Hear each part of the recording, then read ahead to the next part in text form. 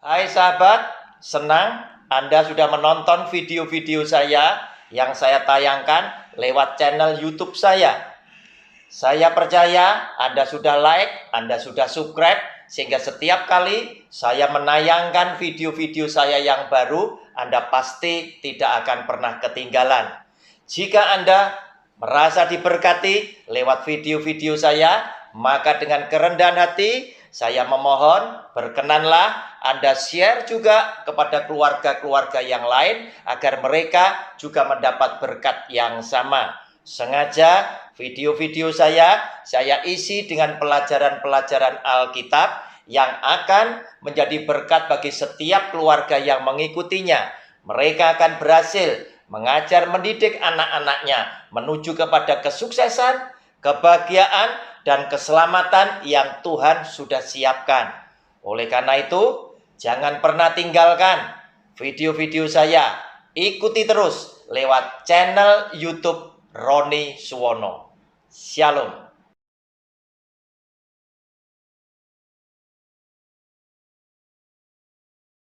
Shalom. Jumpa kembali dengan channel pribadi saya lewat program Sabar Selidiki Alkitab bersama Roni Suwono.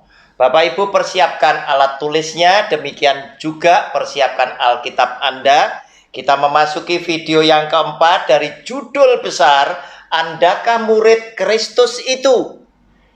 Kita akan mencermati titik yang keempat dari gaya hidup Yesus Kristus yang sangat sederhana. Pada titik yang keempat, yaitu kita menyaksikan sifat hatinya yang rendah hati. Dia memiliki kerendahan hati yang luar biasa.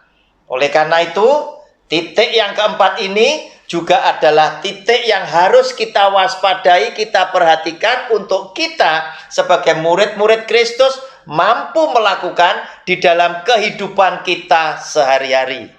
Saudara, kita lihat lebih dulu Yohanes pasal yang ke-13 berkata demikian. Yohanes pasal 13 ayat 13 sampai dengan yang ke-17. Kamu menyebut aku guru dan Tuhan, dan katamu itu tepat, sebab memang akulah guru dan Tuhan. Jadi jikalau aku membasuh kakimu, aku yang adalah Tuhan dan gurumu, maka kamu pun wajib saling membasuh kakimu. Sebab aku telah memberikan suatu teladan kepada kamu, supaya kamu juga berbuat sama seperti yang telah kuperbuat kepadamu. Aku berkata kepadamu, sesungguhnya seorang hamba tidaklah lebih tinggi daripada tuannya, ataupun seorang utusan daripada dia yang mengutusnya. Jikalau kamu tahu semua ini, maka berbahagialah kamu jika kamu melakukannya. Saudara, kerendahan hati Tuhan Yesus ditunjukkan kepada para muridnya. Di tengah-tengah para muridnya sesungguhnya itu sudah tahu siapakah dia. Oleh karena apa? Para murid selalu ada di samping Kristus. Yesus ketika mengajar, para murid mendengar apa yang dia sampaikan. Yesus Kristus ketika mengadakan mujizat, para murid sebagai saksinya. Sehingga para murid itu pun akhirnya menyimpulkan siapakah Yesus yang sebagai Tuhan dan gurunya itu. Tidak lain, dia adalah Tuhan. Dia adalah Mesias, anak Allah. Nah saudara, di tengah-tengah mereka mengakui Yesus adalah Tuhan. Yesus adalah yang termulia. Justru pada saat seperti itulah Yesus yang adalah Tuhan dan guru mereka memberikan pelajaran yang membuat mereka terkaget-kaget. Oleh karena apa? Oleh karena Yesus Kristus Tuhan langsung melakukan membasuh membasuh kaki para muridnya. Dan ini membuat Petrus dan teman-teman menjadi sungkan luar biasa, oleh karena mereka tahu siapa yang biasa melakukan pembasuhan kaki yang kotor adalah seorang hamba yang ada pada kasta yang paling bawah terhadap tuannya. Tetapi hari ini Tuhan dan guru yang mereka hormati, Tuhan yang adalah guru yang mereka takut dan gentar oleh karena kuasanya yang luar biasa, justru yang mengambil rupa sebagai seorang hamba yang hina ini membasuh kaki para murid yang kotor itu. Nah, saudara, otomatis mereka jadi sungkan. Tetapi apa yang dikatakan oleh Tuhan Yesus kepada mereka, dia berkata, jadi jikalau aku membasuh kakimu, aku yang adalah Tuhan dan gurumu, maka kamu pun wajib saling membasuh kakimu. Saudara, dia ingin memesankan bahwa hidup yang benar adalah hidup yang saling menghormati, hidup yang saling mengasihi, hidup yang ingin menunjukkan bahwa engkau dan aku punya tingkat kesetaraan yang sama di hadapan Tuhan. Tidak ada yang lebih tinggi. Bahkan dia yang memberikan teladan, dia yang maha mulia, dia yang melakukan ini. Dan dia berpesan, jadi jikalau aku membasuh kakimu, aku yang adalah Tuhan dan gurumu, yang maha mulia, yang kau hormati, maka kamu pun wajib saling membasuh kakimu. Jangan menganggap sesamamu yang lain lebih rendah daripada engkau. Karena aku yang maha tinggi tidak memandang engkau lebih hina. Tetapi aku mau melakukan hal ini untuk memberikan teladan bagi kalian semuanya. Sebab aku telah memberikan suatu teladan kepada kamu, supaya kamu juga berbuat sama seperti yang telah kuperbuat kepadamu. Saudara, teladan harus kita teladani. Teladan harus kita contoh. Karena itulah yang diinginkan oleh Tuhan Yesus. Tetapi apa yang seringkali terjadi di dalam kehidupan di zaman maju ini tadi, tidaklah mudah orang-orang yang kaya, punya kedudukan tinggi untuk melakukan sama seperti apa yang dilakukan oleh Kristus. Oleh karena seringkalinya apa? Orang-orang yang kaya butuh sebuah pengakuan bahwa aku berbeda dengan kamu, bahwa aku tidak dilayani oleh orang-orang ini dan lain sebagainya. Oleh karena aku adalah orang yang demikian-demikian, berarti aku harus mendapatkan perlakuan khusus, perlakuan spesial daripada orang-orang lainnya. Kenapa? Karena aku memiliki kedudukan yang demikian tinggi. Saudara, bagi Kristus Yesus, hal seperti itu tidak dipakai oleh dia. Dia justru tunjukkan sifat hatinya yang penuh dengan kerendahan hati. Walaupun dia adalah Tuhan dan gurumu, tetapi aku mau melakukan yang paling hina, yaitu aku mau menjadi serupa seperti seorang hamba yang membasuh murid, membasuh kaki bagi tuan-tuannya. Saudara, aku berkata kepadamu, sesungguhnya seorang hamba tidaklah lebih tinggi daripada tuannya, ataupun seorang utusan daripada dia yang mengutusnya. Jika kita menerima, mengakui bahwa Yesus sebagai Tuhan, kita hambanya. Kita utusan, Dia yang mengutus kita. Kita tidak lebih tinggi daripada Dia. Oleh karena itu, Dia ingin sadarkan buat saudara dan saya, jika Dia saja yang maha mulia mau melakukan yang hina ini, maka seharusnya Anda dan saya juga melakukan, karena teladan itu telah diberikan oleh Kristus di dalam hidup saudara dan saya. Nah, saudara yang dikasihi oleh Tuhan, tentunya tidak mudah bagi orang-orang tertentu yang selalu di dalam hidupnya memiliki gengsi harus dijaga. Kenapa? Karena orang-orang yang demikian, segala sesuatu di dalam hidupnya selalu ditata. Terkadang dia naik mobil aja harus kelas tertentu. Dia pakai baju harus merek tertentu. Kalau mereknya tidak yang tertentu itu, dikhawatirkan gengsinya bisa merosot, harga dirinya bisa jatuh. Kalau mobil yang dia naiki adalah mobil yang kebanyakan, orang-orang juga bisa membeli, bisa mengendarai. Sebab apa? Dia termasuk orang-orang tertentu.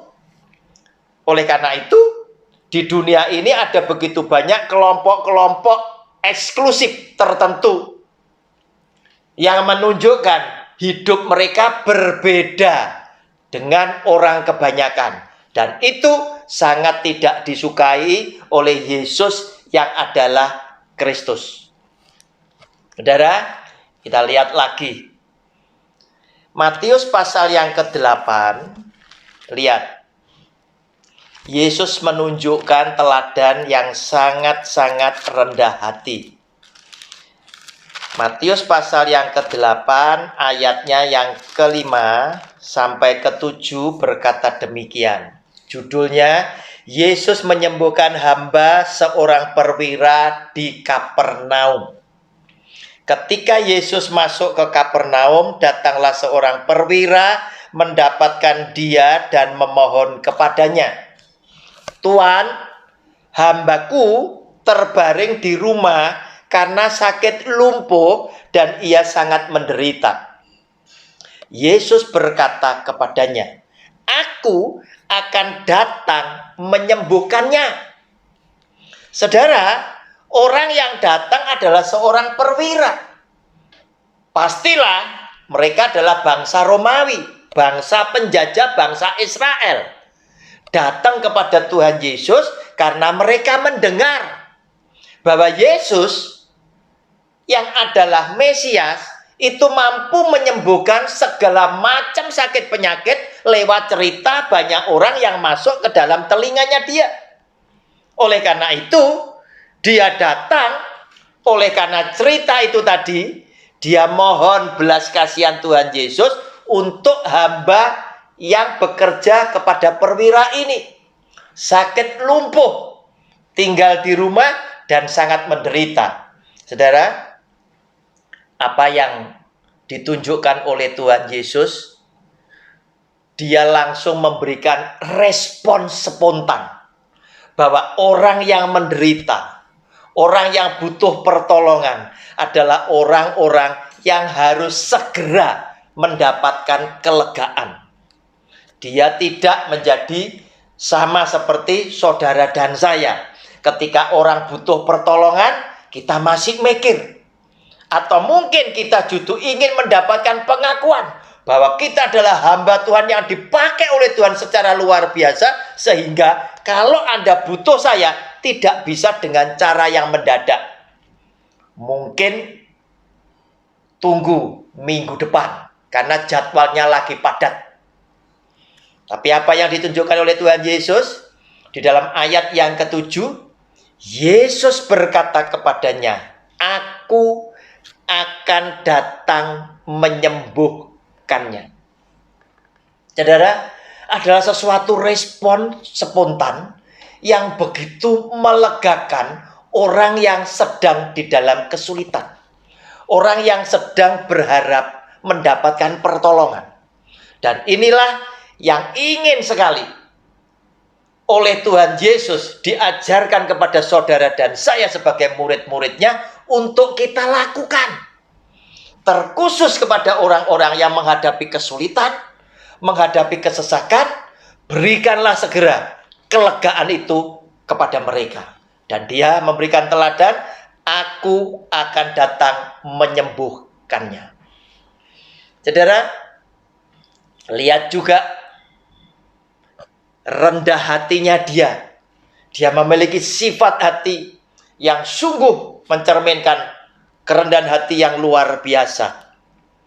Terkadang di kehidupan, jika seseorang dihina dengan mungkin tidak dilayani dengan baik, terkadang orang ini bisa tersinggung. Sehingga dari mulutnya bisa terucap kata-kata, kamu tidak melayani aku dengan baik. Kamu belum tahu siapa aku ini. Nah, saudara, kesombongan itu seringkali ingin kita tonjolkan. Orang yang hidup sangat sederhana, yang tidak keduniawian, salah satunya juga adalah tidak butuh cari pengakuan. Tetapi orang yang sombong, orang yang keduniawian, seringkali pengakuan ini menjadi salah satu yang penting di dalam kehidupannya dia. Oleh karena itu, bentuk kelompok tertentu eksklusif. Menunjukkan kegiatannya dia di media sosial. Apa yang mereka lakukan. Dari makannya saja, puluhan juta yang mereka habiskan. Dan itu buat mereka bukan menjadi beban yang berarti. Di tengah-tengah ada banyak rakyat yang kesulitan makan, masih bisa menunjukkan hal-hal yang kurang layak untuk dipertontonkan. Karena ini akan sangat menyakiti hati orang-orang yang kebetulan tidak diberkati keberuntungan seperti kalian. Tetapi itulah yang terjadi di dalam dunia. Nah, saudara, lihat apa yang ditunjukkan oleh Tuhan Yesus. Kita lihat sekarang. Matius pasal 16, saya bacakan ayat 13 sampai dengan yang ke-20. Pengakuan Petrus. Setelah Yesus tiba di daerah Kaisarea Filipi, ia bertanya kepada murid-muridnya, kata orang, siapakah anak manusia itu? Jawab mereka, ada yang mengatakan Yohanes Pembaptis, ada juga yang mengatakan Elia, dan ada pula yang mengatakan Yeremia atau salah seorang dari para nabi. Lalu Yesus bertanya kepada mereka, tetapi apa katamu? Siapakah aku ini? Maka jawab Simon Petrus, engkau adalah Mesias, Anak Allah yang hidup.